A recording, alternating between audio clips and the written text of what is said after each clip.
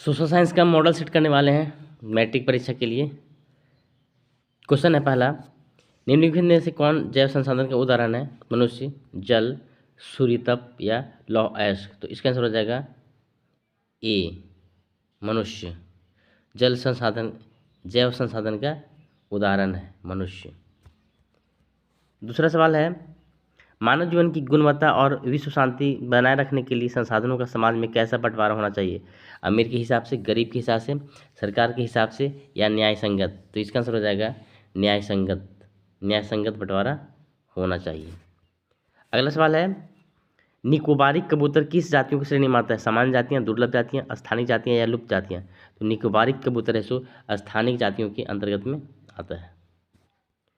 अगला सवाल है, निम्नलिखित में से कौन सुमेलित नहीं है? तो इसमें से महानदी हीराकुड परियोजना का में है, टांका भूमिगत जल टैंक है, इल्तुतमिश ने हौज खास बनाया था, गंगा भाखड़ा नांगल परियोजना नहीं है, ये सुमेलित हमारा नहीं है। अगला सवाल है, रबी फसलों को किस ऋतु में बोया जाता है? ग्रीष्म, शीत, वर्षा, उपरोक्त सभी। तो इसका आंसर हो जाएगा रबी फसल को शीत में बोया जाता है, जैसे चना, सरसों वगैरह रबी में आता है, इसको शीत ऋतु में बोया जाता है। अगला सवाल है, चाय किस प्रकार की कृषि का उदाहरण है? जीवन निर्वाह कृषि, प्रारंभिक कृषि, रोपण कृषि या झूम कृषि। तो इसका आंसर हो जाएगा रोपण कृषि। चाय है सो रोपण कृषि के अंतर्गत आता है। अगला सवाल है, झारखंड के गुवार नोवा मुंडी में कौन सा खनिज पाया जाता है? लौह अयस्क, कोयला, तांबा या अपरक। तो झारखंड के गुवार नोवा मंडी में लौह अयस्क पाया जाता है। लौह अयस्क इसका सही उत्तर है, लौह अयस्क। झारखंड के गुवार नोवा मुंडी में लौह अयस्क पाया जाता है। अगला सवाल है, निम्नलिखित में से किसका परिवहन पाइपलाइन द्वारा होता है? पानी, कच्चा तेल, पेट्रोल, उपरोक्त सभी। तो ये इसका आंसर हो जाएगा उपरोक्त सभी। सभी का परिवहन पाइपलाइन के द्वारा होता है। अगला सवाल है, हमारे देश की 22 प्रमुख भाषाओं को संविधान किस अनुसूची में रखा गया है? 8वीं, 9वीं, 7वीं, 6ठी। तो इसका आंसर हो जाएगा 8वीं। अगला सवाल है, स्थानीय शासन व्यवस्था में कितनी पद महिलाओं के लिए आरक्षित है? 1/3, 1/4, 2/3, 3/4। इसका आंसर हो जाएगा 1/3। 1/3 इसका सही उत्तर है। अगला सवाल है, अमेरिका में नागरिक अधिकार आंदोलन कब हुआ? 1968 से 74, 54 से 68, 74 से 80 या 80 से 88। तो इसका आंसर हो जाएगा 1954 से 68। 1954 से 68 तक अमेरिका में नागरिक अधिकार आंदोलन हुआ। अगला सवाल है, भारत के राज्यों की विधानसभा में महिलाओं का प्रतिनिधित्व कितना फीसदी है? 5%, 4%, 14%, 5% से कम। तो इसका आंसर हो जाएगा 12 का डी, 5% से कम है महिलाओं का प्रतिनिधित्व। अगला सवाल है, इनमें से कौन से देश में द्विदलीय व्यवस्था? Bharat, America, France, Germany. तो 13 का बी हो जाएगा, अमेरिका में द्विदलीय व्यवस्था। अगला सवाल है, नेपाल में राजतंत्र को किस वर्ष समाप्त किया गया? 2006, 8, 4, 5। तो नेपाल में राजतंत्र को 2008 में समाप्त किया गया। अगला सवाल है, बोलीविया में पानी के निजीकरण के खिलाफ आंदोलन की अगुवाई किस संगठन ने किया था? फेडेकोर, नापाम, मामसेफ, कांग्रेस। तो 15 के आंसर हो जाएगा फेडेकोर ने बोलीविया में पानी के निजीकरण के खिलाफ संघर्ष किया था। अगला सवाल है, केरल में शिशु मृत्यु दर कम होने का एक कौन सा कारण है? 16 का आंसर हो जाएगा सी, शिक्षा एवं स्वास्थ्य जैसी मौलिक सुविधाओं की पर्याप्त उपलब्धता। अगला सवाल है, निम्नलिखित में किसी संगठित क्षेत्र में नियोजित कहा जा सकता है? 17। तो इसका आंसर हो जाएगा बहुराष्ट्रीय कंपनी का अस्थायी कर्मचारी संगठित क्षेत्र में नियोजित कहा जा सकता है।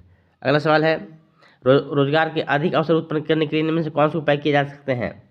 18 हो जाएगा डी, 1, 2 और 3 तीनों। अगला सवाल है, निम्नलिखित में से कौन सी एजेंसी भारत सरकार की ओर से करेंसी नोट जारी करती है?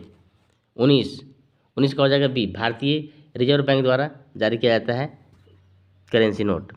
अगला सवाल है, राम और श्याम दो छोटे किसान हैं, अलग अलग स्रोतों से 20,000 रुपये कर्ज लिया है। राम ने इतना ब्याज प्रतिमाह की दर से 1 ब्याज कर लिया, जबकि श्याम ने यह कर्ज बैंक से प्रति वर्ष 8% ब्याज पर लिया है। उसे कौन सा कथन सत्य है? 20 का सी सही है। राम की हालत ज़्यादा खराब है क्योंकि वह ज़्यादा ब्याज दे रहा है। अगला सवाल है, भारत सरकार ने सूचना का अधिकार आरटीआई नामक कानून कब लागू किया? 21 का हो जाएगा आंसर ए, अक्टूबर 2005। अगला सवाल है, सरकार द्वारा अवरोधों अथवा प्रतिबंधों को हटाने की प्रक्रिया की क्या कहलाती है? वैश्वीकरण, निजीकरण, उदारीकरण या राष्ट्रवाद। तो 22 का आंसर है सी, उदारीकरण कहलाता है। सरकार द्वारा अवरोधों अथवा प्रतिबंधों को हटाने की प्रक्रिया उदारीकरण कहलाती है।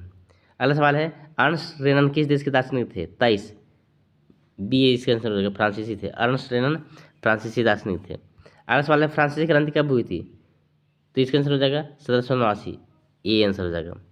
अगला सवाल है यंग इटली भूमिगत संगठन के संस्थापक कौन थे? यंग इटली भूमिगत संस्थापक थे जुस्टो मेजिनी। अगला सवाल है महात्मा गांधी दक्षिण अफ्रीका से भारत कब लौटे? 26 के है आंसर, जनवरी 1915।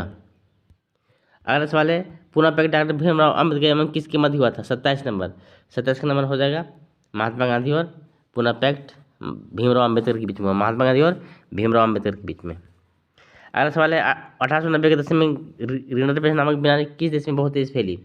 28, इसका आंसर हो जाएगा अफ्रीका, रिंडरपेस्ट अफ्रीका में फैला। अगला सवाल है निम्नलिखित में से कौन से देश मित्र राष्ट्र के पाले में था? 29, उसका नंबर हो जाएगा सी आंसर हो जाएगा, ब्रिटेन मित्र राष्ट्र के पाले में थे। अगला सवाल है स्पिनिंग जेनी मशीन किसके द्वारा बनाई गई थी? न्यूटन, केपलर, जेम्स हारग्रीव्स या राफेल? इसका आंसर हो जाएगा सी, जेम्स हार्ग्रीव्स। ये था अंतिम सवाल। नेक्स्ट अगली वीडियो में करेंगे।